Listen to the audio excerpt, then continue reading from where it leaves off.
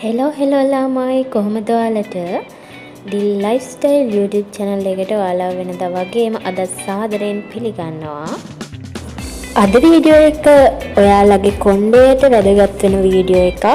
ඉතින් මම අද වීඩියෝ එකෙන් ඔයාලට කියලා දෙන්නේ පේරකොළ ටොනික් එක හදාගන්නේ කොහොමද කියලා. මේ පේරකොළ ටොනික් එක දැනටමත් භාවිතා කරන අය ඇති. මම අද වීඩියෝ එක අරන් ආවේ තාම මේ පේරකොළ ටොනික් එක හදාගන්න දන්නේ නැති කෙනෙක් ඉන්නවා නම් ඒ අයට කොහොමද හදාගන්නේ කියලා දෙන්න.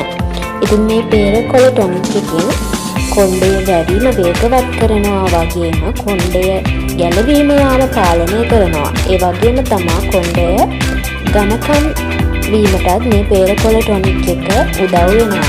ඉතින් ඔයාලගේ ගෙවල් වල පේර ගහක් තියෙනවා නම් ඔයාලට මේ පේර ගහේ වැටලා යන කොළ ටික ලොකු ප්‍රයෝජනයක් ගන්න පුළුවන්. ඉතින් දිගටම වීඩියෝ එකත් එක්ක රැඳිලා ඉන්න බලන්න මේ පේරකොළ ටොනික් එක කොහොමද හදාගන්නේ කියලා.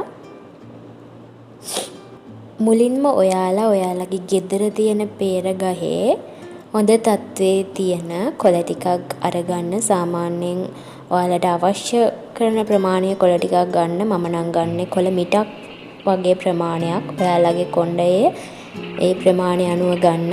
පේරකොළ වැඩි වෙන තරමට හොඳයි. ඉතින් ඒ පේරකොළ ටික ඔයාලා මුලින්ම හොඳට හොද ගන්න. මොකද මේ පේරකොළ වල දූවිලි වගේ දේවල් තියෙන නිසා මේ පේරකොළ ටික මුලින්ම ඔයාලා හොඳින් හොද ගන්න. පේරකොළ ටික හොඳට හොද ගත්තට පස්සේ පිරිසිදු භාජනයකට වතුර කෝප්ප එකක් එකතු කරගෙන මේ වතුර ටික ලිපේ තියලා රත් වේගෙන එනකොට මේ පේරකොළ ටික ඒකට එකතු කරගන්න ඕන. විනාඩි 15ක් විතර මේ පේරකොළ ටික ඔයාලා මදගින්නේ තඹ ගන්න ඕන. ඉතින් මේ පේරකොළ ටික තැම්බෙද්දී මේ අපි එකතු කරගත්ත වතුර වල පැහැය වෙනස් වෙනවා. ඉතින් විනාඩි 15ක් විතර මේ පේරකොළ ඔයාලා තඹ ගත්තට පස්සේ ලිප ඕෆ් කරගන්න. ඊට පස්සේ ඔයාලට පුළුවන් මේ පේරකොළ ටොනික් එක නිවුනට පස්සේ පෙරා ගන්න. ඉතින් පෙරා ගත්තට පස්සේ ඔයාලා මේ ටොනික් එක ස්ප්‍රේ බොටල් එකකට දාගන්නවා නම් හොඳයි. මොකද ස්ප්‍රේ බොටල් එකකට දාගත්තට පස්සේ ඔයාලට මේක කොණ්ඩෙට ඇප්ලයි කරන්න පහසුයි.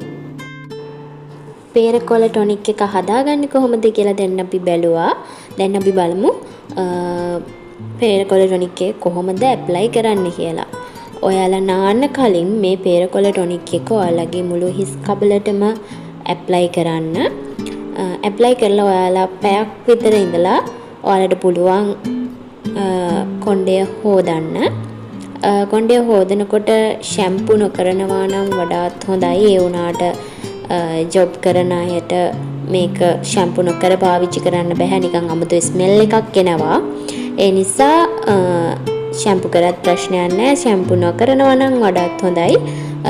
සතියකට දවස් 2ක් 3ක් වගේ ඔයාලට පාවිච්චි කරන්න පුළුවන් නම් මේකෙන් හොඳ ප්‍රතිඵල ලබා ගන්න පුළුවන්.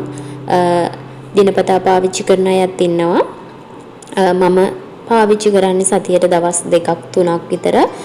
මොකද මට වැඩත් එක්ක මේක ඇප්ලයි කරන්න වෙලාවක් නැහැ. ඉතින් මට හොඳ ප්‍රතිඵල තියෙනවා. ඔයාලටත් හොඳ ප්‍රතිඵල ලබා ගන්න පුළුවන් මේ පේරකොළ ටොනික් එක පාවිච්චි කරාම. ඉතින් ඔයාලත් මේ පේරකොළ ටොනික් එක හදලා පාවිච්චි කරලා මට රිසල්ට් කියන්නත් අමතක කරන්න එපා. ඉතින් අදට ගිහින් එන්නම්. මේ වගේ වීඩියෝ එකක් අරන් ආපහු එනකම් පරිස්සමින් ඉන්න. මේ වගේ වීඩියෝ දිගටම බලන්න ඕන නම් මගේ YouTube channel එක subscribe කරලා තියාගන්න. ඉතින් ආයෙත් මේ වගේ වැදගත් වීඩියෝ එකක් අරන් එන්නම්. එතකම් පරිස්සමින් සතුටින් ඉන්න.